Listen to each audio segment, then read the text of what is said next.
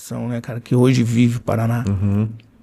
Eu lembro que quando vocês iam jogar lá no Beira-Rio ou contra o Grêmio no Olímpico, cara, era sempre muito difícil. E quando o Inter vinha jogar aqui na Vila Capanema, cara, difícil ganhar, quase nunca ganhava, assim, empatar complicado, porque era extremamente difícil jogar contra vocês aqui. Eu acho que todo mundo sofria, né? Vocês fizeram com que a Vila Capanema fosse um 12º jogador. Perfeito. Né? Era isso mesmo, cara. Era diferente, né? E quem batia sempre de frente no estado era o Coxa. O Coxa sempre era um time que chegava nas finais com o Paraná Clube. E eu lembro, eu brinco muito com o Alex, né?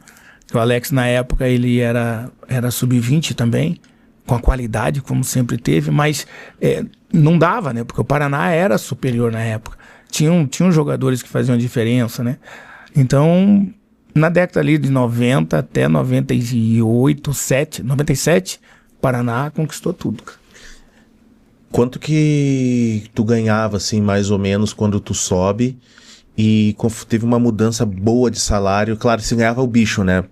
Ainda tem bicho, óbvio, mas se ganhava bastante o bicho, tinha jogador que até pagava suas contas com o bicho e deixava o seu salário. Mas quando é que tu teve uma mudança legal, assim, financeira, que tu pôde sair da concentração, pôde morar em algum lugar? O que tu fez com o teu primeiro bom salário também? Boa.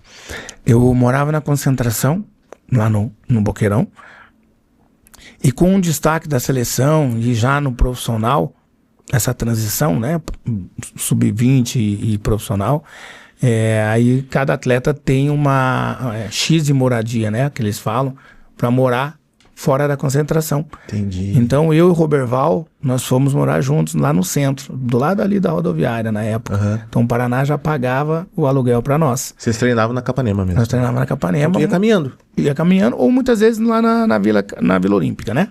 Que são os dois estádios do Paraná Clube. Mas o primeiro salário, cara, eu lembro que fosse hoje. Foi, na época, R$230, eu acho, cara. 2 salários mínimos. Você acredita Era nisso? 110 salário mínimo. Tá falando 95, 96, 94, 2 salários. É isso aí.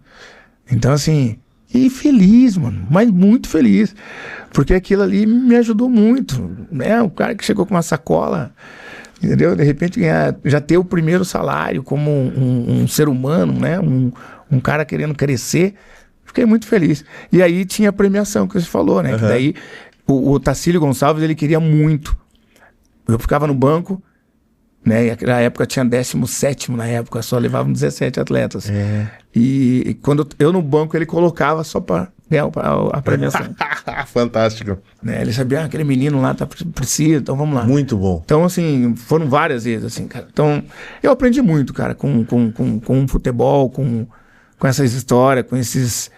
Eu acho que você tem que estar no momento certo, na hora certa, com homens de verdade, né? Homens honestos e humanos, né? E eu acho que isso eu vivi muito no Paraná.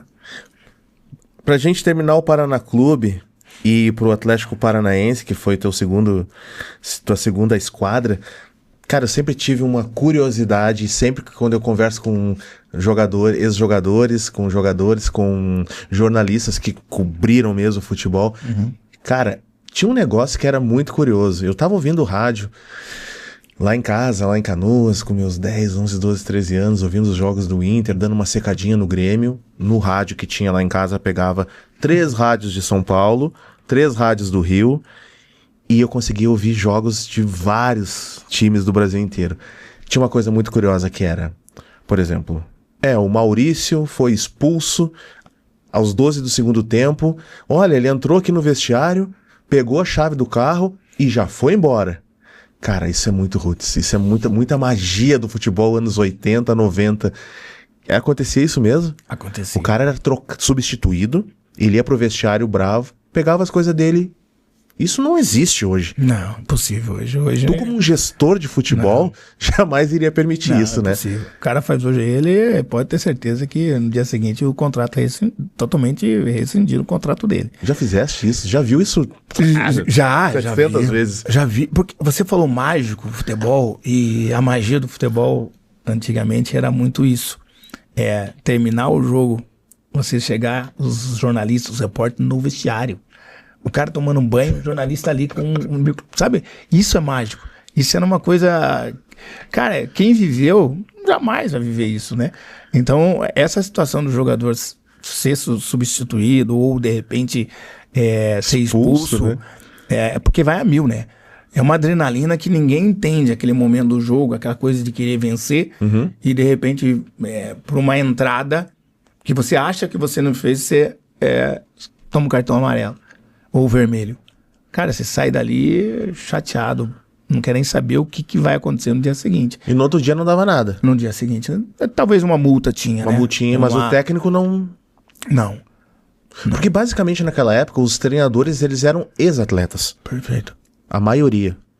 O Lazzaroni ele não foi atleta, mas era uma exceção. A maioria foi jogador, então passou por aquilo, né, Paulo? Muito. Nós estávamos falando do Abel Braga.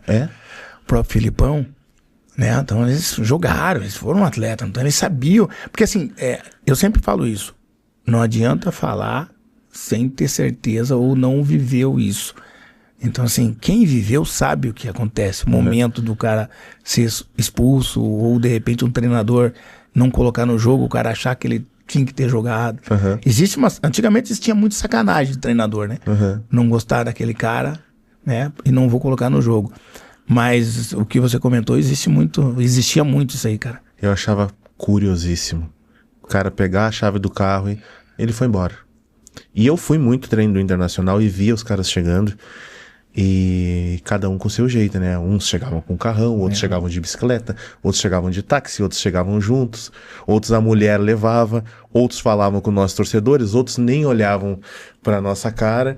E esse mundo do futebol, a gente assistia o treinamento dos atletas, que nem uma galera devia assistir o treino do Paraná Clube, do Atlético, do Vasco, na cerca. Na cerca. Na grade, corneta pegando, e o psicológico de vocês... Tranquilo, segue o baile, né? Tem que trabalhar. Não, tem que trabalhar e o que você comentou é engraçado, né? Como a expectativa, né, de o torcedor que está ouvindo pelo rádio, imaginando o lance, né, o chute. Então, assim, tinha muito isso, né, cara? E uma das coisas que eu fui entender o que é o torcedor quando sai um gol, que quando teve um jornalista que ele acabou me dando vários lances de gol narrado na rádio mesmo, eu comecei a observar, eu ouvindo depois em casa, eu fazendo um gol de pênalti. Mas eu queria... Meu Deus. Então, para você ter uma ideia, Adriano, olha que interessante a imaginação do ser humano, que você acabou de falar. Você ficava imaginando, cara, como esse cara saiu, amanhã não vai ter nada com ele, é uma punição. Então, é bacana isso, né? Você viajar. Eu acho que o atleta, ele tinha que, muitas vezes... também entender isso para entender o torcedor. Completamente. Concordo plenamente contigo. E aí, Paulo, tu começa a te valorizar, começa a jogar muito, começa a te destacar no Paraná, pentacampeão paranaense, e aí começa a chamar a atenção dos outros clubes. Quando tu vai para o Atlético Paranaense, havia outras propostas para ti, e por que tu decide o Atlético? Boa, perfeito. Você sabe que eu pouco falei sobre isso, né, quando eu tô no Paraná, me destacando, sendo totalmente protagonista, e de repente começa a surgir várias propostas. Paulo Miranda vai pro Vasco, Paulo Miranda vai pro Flamengo, Paulo Miranda vai para tudo que é time, para Benfica, pro Rentícia, né, e de repente o Figuer entra na parada, o Figuer, o empresário, e conversa comigo, fala que eu vou para um time fora do país, que o Paraná queria me vender. Falei, ok. Nesse momento, Adriano, meu irmão de 16 anos estava no profissional. E o meu pai trabalhava de porteiro lá na Vila Olímpica. Olha só! Então, assim, para você ver como o Paraná foi e é importante na minha vida, que a minha família começou a trabalhar ali também. E eu ganho, que eu não falei, uma casa em Araucária de um diretor do Paraná Clube para melhorar as minhas condições. Por quê? Que era a forma deles mostrar uma gratidão pelo que eu fiz. Perfeito. E quando acontece isso, isso é coisa da diretoria, eu, Perdigão, nós recebemos uma proposta para ir para o Atlético Paranaense. Só que nós não sabíamos que ia realmente sair do Paraná, eu ir do Paraná Clube, para ir para o Atlético Paranaense. Porra, em Curitiba ia ser uma situação bem ruim. Sim. E isso aconteceu. Quando eu saio do Paraná para ir para o Atlético, alguns dirigentes do Paraná Clube, naquele momento, para tentar justificar para a torcida, eles acabaram fazendo o quê? Tirando meu pai, tirando meu irmão do profissional.